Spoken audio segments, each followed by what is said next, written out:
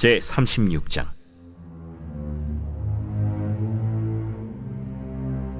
에서 곧 에돔의 족보는 이러하니라. 에서가 가나안 여인 중 헷 족속 엘론의 딸 아다와 히위 족속 시브온의 딸인 아나의 딸 오홀리바마를 자기 아내로 맞이하고 또 이스마엘의 딸 느바요스의 누이 바스맛을 맞이하였더니 아다는 엘리바스를 에서에게 낳았고 바스맛은 르우엘을 낳았고 오홀리바마는 여우스와 얄람과 고라를 낳았으니 이들은 에서의 아들들이요 가나안 땅에서 그에게 태어난 자들이더라. 에서가 자기 아내들과 자기 자녀들과 자기 집의 모든 사람과 자기의 가축과 자기의 모든 짐승과 자기가 가나안 땅에서 모은 모든 재물을 이끌고 그의 동생 야곱을 떠나 다른 곳으로 갔으니 두 사람의 소유가 풍부하여 함께 거주할 수 없음이로라. 그들이 거주하는 땅이 그들의 가축으로 말미암아 그들을 용납할 수 없었더라. 이에 에서 곧 에돔이 세일산에 거주하니라. 세일산에 있는 에돔 족속의 조상 에서의 족보는 이러하고 그 자손의 이름은 이러하니라.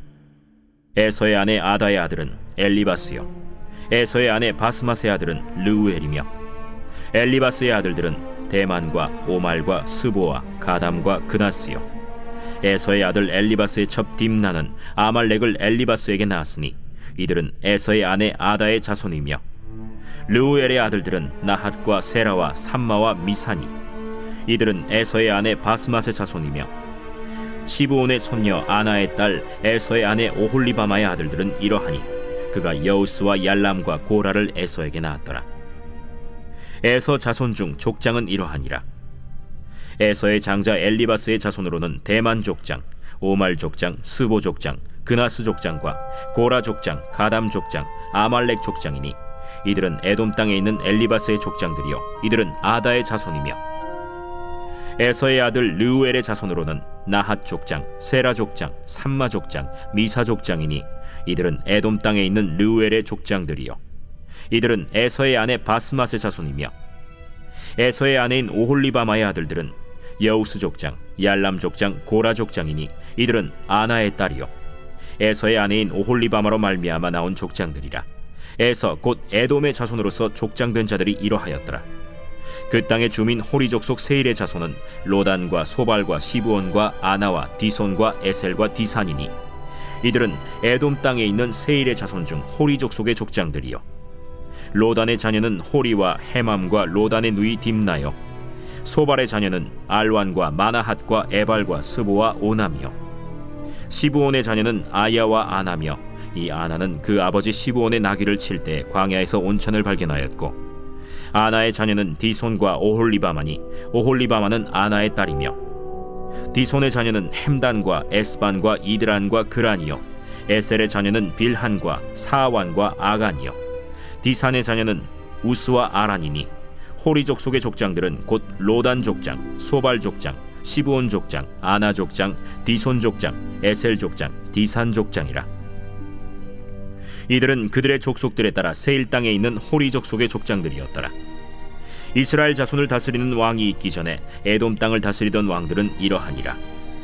부올의 아들 벨라가 에돔의 왕이 되었으니 그 도성의 이름은 딘하바며 벨라가 죽고 보스라 사람 세라의 아들 요밥이 그를 대신하여 왕이 되었고 요밥이 죽고 대만 족속의 땅의 후삼이 그를 대신하여 왕이 되었고 후삼이 죽고 브닷의 아들 곧 모압들에서 미디안 족속을 친 하닷이 그를 대신하여 왕이 되었으니 그 도성 이름은 아윗이며 하닷이 죽고 마스레가의 삼라가 그를 대신하여 왕이 되었고 삼라가 죽고 유브라데 강변 르호봇의 사울이 그를 대신하여 왕이 되었고 사울이 죽고 악볼의 아들 바알 하난이 그를 대신하여 왕이 되었고 악볼의 아들 바알 하난이 죽고 하달이 그를 대신하여 왕이 되었으니 그 도성 이름은 바우며 그의 아내의 이름은 무헤다벨이니 마드렛의 딸이요 메사합의 손녀더라.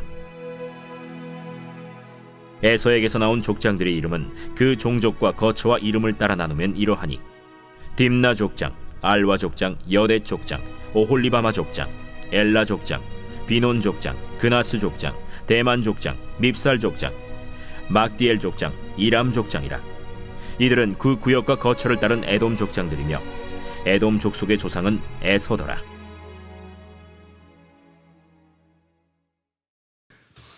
오늘 새벽에도 주님의 보좌 앞으로 나오신 성도님들에게 하나님의 은혜와 평강이 함께 하시기를 축원드립니다. 오랜만에 얼굴 뵙습니다. 창세기 계속 살펴보도록 하죠. 이삭의 아들은 에서와 야곱이었습니다. 둘 사이에는 장자권을 놓고 큰 갈등과 충돌이 있었죠. 야곱이 아버지와 에서를 속이고 장제의 축복을 받게 됩니다. 에서가 분노하여 야곱을 죽이려 하였더니 리브가 그의 어머니가 야곱을 하란으로 피신을 시켰습니다. 곧 그의 형의 마음이 누그러질 거라고 생각했지만 20년이 지나도록 형의 마음은 누그러지지 않게 됩니다. 하란에서 20년 동안 지내던 야곱이 하나님의 강권적인 인도하심으로 가나안 땅으로 돌아오게 됩니다. 그 20여 년 동안 11명의 아들과 1명의 딸, 그리고 4명의 아내를 얻게 되었고요. 상당수의 가축들도 재산으로 모으게 되었습니다. 이제 고향으로 돌아오게 되지만 그의 자손들과 가축들을 아까워했던 라반이 모든 것을 빼앗으려 하였죠. 이때 하나님의 군대 마하나임이 동원되어서 야곱을 지키시는 것을 함께 보았습니다. 에서가 두려워서 약복강 나루에서 씨름하던 야곱도 기억하실 것입니다. 하나님은 그의 이름을 이스라엘이라 변경시켜 주셨죠. 그전에는 하나님과 사람과 겨루어 싸우던 자였지만 이제 하나님이 야곱을 대신하여 싸우신다는 이스라엘이라는 이름으로 바뀌게 되었습니다. 그 이야기를 듣고 그곳의 이름을 분이엘, 하나님의 얼굴이라 하였죠. 하나님의 얼굴을 직접 보았다는 감격적인 장소였습니다. 하나님이 야곱을 대신하여 싸우신다 이야기하셨는데 에서와 싸운 게 아니었고 에서와 야곱 사이에 있었던 죄와 싸워주셨습니다.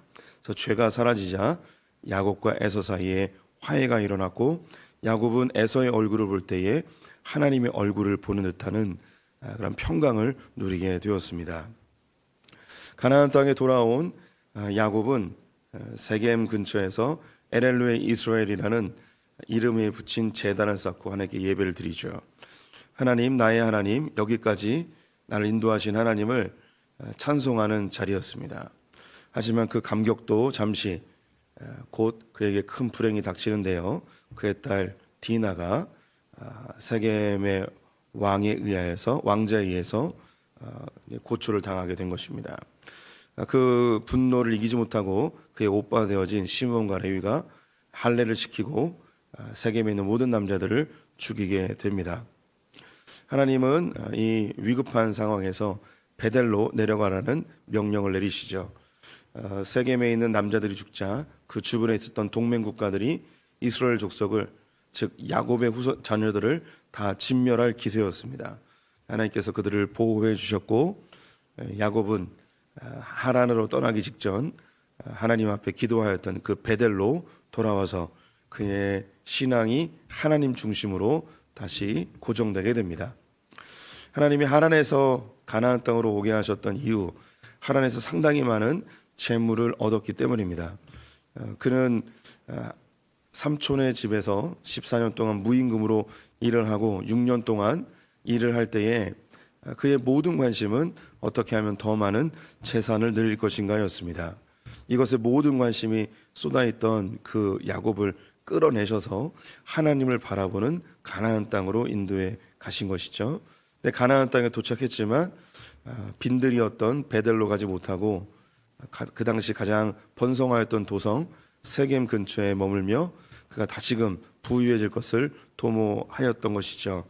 하나님은 이 야곱을 끄집어내셔서 베델로 돌아오게 하셨습니다. 이제 이 베델에서 하나님만 바라보는 삶을 시작하게 되는데요. 이제 37장부터 야곱의 이야기가, 야곱의 자녀들의 이야기가 다시 시작됩니다. 이제 이삭의 아들 에서와 야곱이 있는데 이제 이 에서에 대한 이야기를 함으로 이삭의 자손들의 이야기는 마무리가 됩니다. 제가 창세기를 시작할 때 언급했던 내용인데요. 창세기는 굉장히 독특한 구조를 가지고 있습니다. 우리가 이 창세기를 읽을 때 그냥 시간 순서대로 기록된 것이 아님을 꼭 기억해 두셔야 됩니다.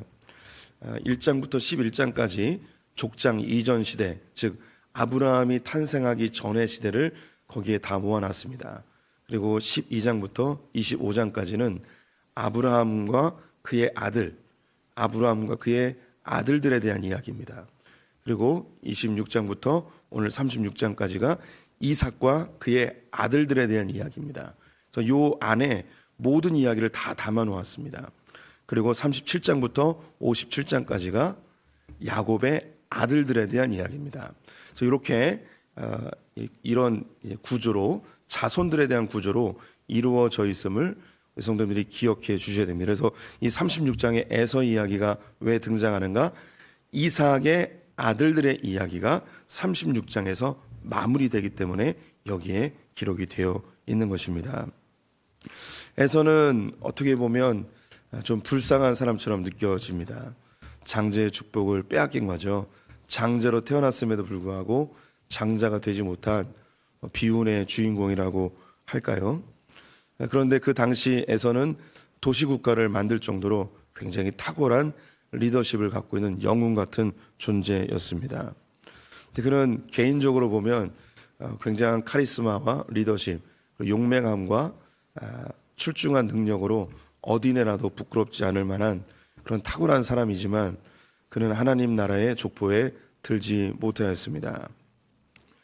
그의 마음속에 하나님보다 자기의 힘을 더 의지함이 역력하게 보이고 있습니다. 에서는 이제 3명의 아내를 얻게 되는데요. 첫 번째 아내가 가나안 여인 헷 족속의 딸이었고요. 두 번째도 히위 족속의 딸이었습니다. 세 번째는 이스마엘의 딸인데요. 우리가 이전에 한번 보았는데 이삭이 야곱에게 장제의 축복을 주자 에서가 분노하였습니다. 그리고 에서가 생각하기로 내가 이방 여인들과 결혼했기 때문에 아버지가 나에게 장제의 축복을 주지 않으셨나 보다라고 생각하고 믿음의 여인이라고 고른 것이 바로 이스마엘의 딸이었습니다. 그런데 여기서 이 믿음의 여인이라기보다는 육신적인 아브라함의 후손으로 후손을 아내로 맞이하게 된 것이죠. 매우 형식적인 그런 모습을 보이게 됩니다. 그 마음의 진심으로 하나님께서 믿음의 가문을 이루시길 원하신다는 그 마음보다는 그냥 단순히 형식적으로 아브라함의 후손 이스마엘, 즉 이스마엘의 딸, 이제 이삭의 형이죠. 이복 형연 이스마엘의 딸을 아내로 얻습니다. 이건 매우 형식적인 것고 하나님께 그의 마음을 드리고자 하는 것은 아니었습니다. 우리 성도님들께서 자녀들을 키우시면서 자녀들에 대한 결혼에 대한 고민들이 늘 있으십니다. 저도 마찬가지죠. 그래서 많은 성도님들의 기도 제목이 믿음의 배우자를 만났으면 좋겠다고, 좋은 믿음의 가문에 자녀들을 만났으면 좋겠다, 그런 마음을 가지고 있습니다. 그렇게 이제 결혼을 시키신 분들도 있는데 믿음의 가문이고 뭐 몇 대째 예수 믿고 이런 좋은 배경 속에서 결혼을 시켰는데 알고 봤더니 그 배우자가, 그 며느리나 사위가, 그 가문은 그런데 별로 이렇게 믿음이 없는 그런 사람인 경우들이 종종 발견되어집니다. 우리 성도님들이 이런 마음이 있지만 그게 마음이 다 현실화되지 않는 그런 안타까움이 있죠. 이 에서는 이렇게 아브라함의 후손과 결혼을 하면 장제의 축복이 자기에게 올 것이라고 생각을 했지만 그렇진 않았습니다. 에서가 중요한 겁니다. 에서가 하나님께 집중됐어야 하는 것이죠. 우리 성도님들도 자녀들이 좋은 배우자와 만나서 믿음의 가문을 이루길 원하는 그런 소원들이 다 있으십니다. 그런데 그렇게 신중하게 고르고 골라도 잘 될 때도 있지만 안 될 때도 있습니다. 그때 정말 중요한 게 무엇인가? 내 자녀가 하나님 앞에 올바른 믿음으로 서 있는가가 더 중요한 것이죠. 잘 될 수도 있고 잘 안 될 수도 있습니다. 하지만 내 자녀가 하나님께 바르게 붙들려 있다면 하나님은 합력하여 선으로 바꿔줄 수 있는 분이십니다. 그래서 우리 성도님들이 배우자를 만나서 믿음이 회복되고 성장되길 바라는 그런 기도 당연히 하셔야죠. 그런데 그것과 더불어서 더 기도해야 될 것은 내 자녀가 하나님 앞에 믿음으로 바로 설 수 있게 해달라고 기도를 더 해주셔야 될 것 같습니다. 두 번째, 오늘 본문에서 보여주는 한 장면은 에서의 재산도 많아지고 야곱의 재산도 많아졌다는 것입니다. 그래서 이 에서는 가나안 땅을 버리고 세일 땅, 즉 에돔으로 거처를 옮겨서 도시국가를 만들게 됩니다. 이 에서의 마음속에 하나님이 이 가나안 땅을 아브라함의 후손들에게 주시겠다는 그 약속의 말씀을 마음 깊이 담고 있질 못했습니다. 이것은 아브라함과 롯, 이 사건과 아주 유사하죠. 소돔과 고모라 땅으로 롯이 이주하게 된 것을 우리가 알고 있습니다. 에서 역시 목초지가 부족하자 그는 에돔으로 이주하여서 자신들만의 도시국가를 형성하게 됩니다. 여기서 이 에서의 마음 속에 하나님의 약속에 대한 소홀함을 발견할 수 있습니다. 그는 형식적인 믿음의 여인과 결혼했고 하나님의 약속을 소홀히 여긴 것을 보게 됩니다. 우리 성도님들에게 하나님 주신 약속이 무엇이 있을까요? 그것은 영원한 하나님 나라입니다. 하나님의 나라가 우리 성도님들에게 기업으로 선물로 주어졌습니다. 구약에서 이 가나안 땅은 신약에서 하나님 나라로 대치됩니다. 그래서 이 땅이라는 개념이 하나님 나라를 이해하는 아주 좋은 상징물이기 때문에 이것을 우리에게 예표로 보여주신 것이죠. 우리가 받을 땅은 이 땅이 아니고 하나님 나라입니다. 천국이라고도 하죠. 에서는 척박해 보이는 그 가나안 땅보다는 조금 더 여유로운 그 세일 땅으로 옮겨갔습니다. 우리도 신앙생활하면서 하나님의 나라와 그의 의를 구하는 것보다 무엇을 먹을까 마실까, 어떻게 하면 이 땅에서 조금 더 여유로운 삶을 살 것인가, 여기에 집중하다 보면 하나님 나라를 잃어버릴 뿐만 아니라 우리가 자칫 하나님의 그 생명책에서 우리 이름도 지워질 수 있다는 그런 두렵고 떨리는 마음을 가지실 필요가 있습니다. 조금 불편해도, 조금 힘들고 어려워도 하나님 나라를 소유하기 위해서 우리는 힘쓰셔야 됩니다. 먼저 그의 나라와 그의 의를 구하는 소풍의 성도들 되시기를 축원드립니다.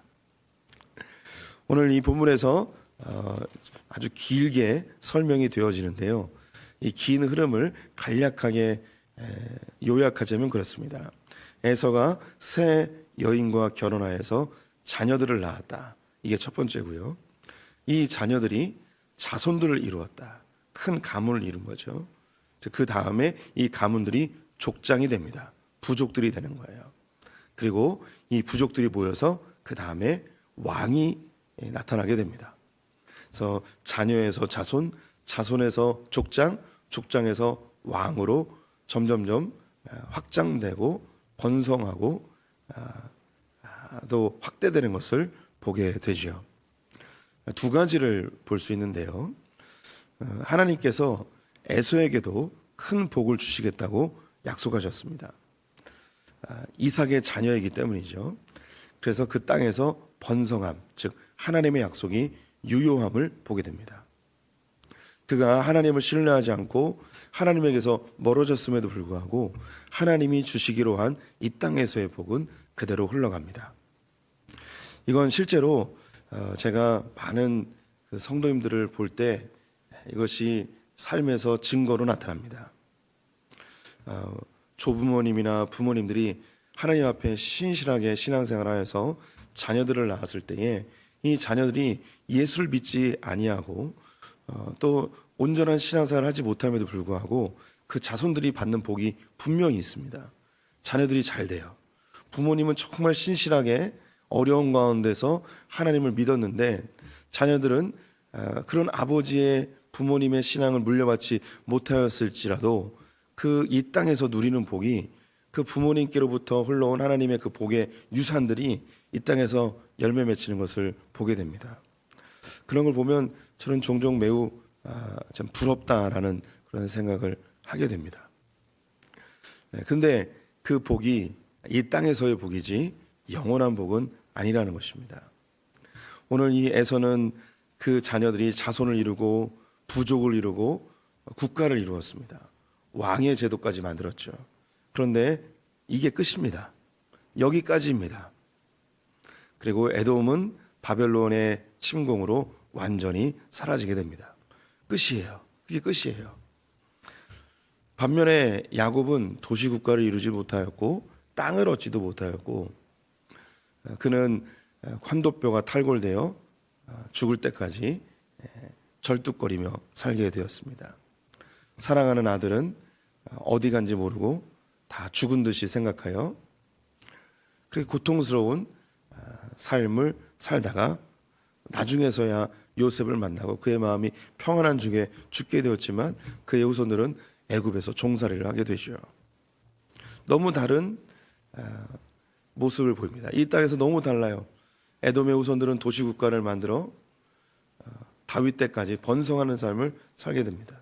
반면에 이 야곱의 아들들은 애굽의 종살이를 하고 있는 그런 모습이죠. 창세기를 제일 처음 읽었던 사람들이 누구냐면 애굽에서 종살이하던 이스라엘이에요. 이 책을 처음 읽은 사람이 애굽에서 종살이하던 이스라엘이라는 거죠. 그들이 생각할 때 우리는 지금 종살이하고 있는데 우리의 큰아버지인 에서의 후손들은 저렇게 도시국가를 이루고 있는 이게 도대체 뭔가? 하나님 잘 믿은 우리는 이렇게 고생하고 있는데 하나님 잘 안 믿는 저 사람은 저렇게 떵떵거리며 사는 이런 비교되는 상황 속에서 어떤 마음이 들까요? 내가 이 예수를 계속 믿어야 되는가? 하나님을 계속 따라야 되는가? 이 주님이 주신 약속을 신뢰해야 되는가? 이런 고민을 당연히 하게 되죠. 그래서 우리가 알듯이 이스라엘 백성들은 광야 40년 세월 동안 하나님을 신뢰하지 못하고 계속 불평과 불만을 하게 됩니다. 또 나중에 이제 민수기를 보게 되면 에돔을 지나가야 돼요. 근데 에돔은 강력한 군대가 있어서 그 국경을 지키며 절대 들어오지 못하도록 합니다. 그래서 삥 돌아가는 그런 수모를 겪기도 하게 됩니다. 아니 우리가 장제의 축복을 받았는데 이렇게 허약하고 무력하게 이렇게 취급받아야 되는 나의 신세는 무엇인가? 당연히 한탄하게 되죠. 그래서 모세의 지도력에 반항하며 그 에돔 사건이 아주 큰 사건입니다. 이 모세의 리더십에 가장 큰 위기를 맞이한 게 바로 그 에돔을 지나가지 못한 사건이었어요. 그래서 돌을 들어서 모세를 죽이려고 달려드는 모습을 보게 됩니다. 하나님이 지켜주지 않았다면 모세는 그때 죽었을 수도 있습니다. 비교가 분명히 되죠. 하나님 잘 믿는 자손들은 초라하게 살고 하나님 안 믿는 에서는 너무나 떵떵거리며 살고 당연히 고민이 되죠. 그런데 이 창세기를 다시 읽고 있는 우리들은 그 결말을 알고 있습니다. 에돔은 그렇게 끝나요. 하지만 이스라엘은 예수 그리스도를 낳고 그 예수 그리스도 중에서 교회가 탄생되고 그 하나님을 신뢰하는 자들은 영원한 천국까지 들어가는 것을 성경이 보여주고 있습니다. 이 땅에서의 삶이 전부가 아닙니다. 이방인들은 무엇을 먹을까 마실까만 고민하지만 우리는 영원한 하나님 나라를 바라보며 사는 존재들입니다. 이 땅에서 우리가 조금 초라할 수 있습니다. 예수 안 믿는 사람들보다 훨씬 부족하게 살 수 있습니다. 하지만 이 세상에서 떵떵거리는 사람들 그게 전부입니다. 그게 끝입니다. 풀과 같이 꽃과 같이 시들고 메말라 버리게 될 것입니다. 하지만 우리는 영원히 마르지 아니하는 영원한 하나님 나라 그것이 우리에게 선물로 주어졌음을 기억하시고 이 땅에서 조금 부족해도 절대 기죽지 마시고 천국 바라보며 멋지게 우리의 주어진 삶을 누리시기를 축원드립니다. 기도하겠습니다. 하나님, 에서가 하나님을 온전히 섬기지 못하고 주님을 떠났음에도 하나님의 언약은 여전히 에서에게 작동하는 것을 보게 됩니다. 하나님, 부모된 마음으로 우리 자녀들을 볼 때 때로는 안타깝고 속상할 때도 있습니다. 하지만 간구하오니 하나님 우리 부모님들의 신앙을 보시고 그들에게 이 땅에서 풍요롭게 살 수 있는 복을 허락하여 주시옵소서. 더불어 하나님을 깊이 알고 주님께로 나오는 신실한 자녀들, 더 성숙된 자녀들 되게 하여 주시옵소서. 또 믿음으로 세워진 자녀들이 있다면 하나님 나라 위에서 더 충성하는 성숙한 자녀들 되게 하여 주시옵소서. 하나님, 믿지 않는 자들이 우리보다 더 잘 살고 더 잘 나가는 듯 보이지만, 부럽기도 하고 속상하기도 하지만, 우리에게 영원한 하나님 나라가 있기에 우리는 다시 일어나 기쁘게 즐겁게 힘차게 살아갈 수 있음을 고백합니다. 우리 소풍의 성도님들, 오늘 하루도 천국 바라보며 주님 바라보며 승리하는 자들 되게 하여 주시옵소서. 예수님의 이름으로 기도드렸습니다. 아멘.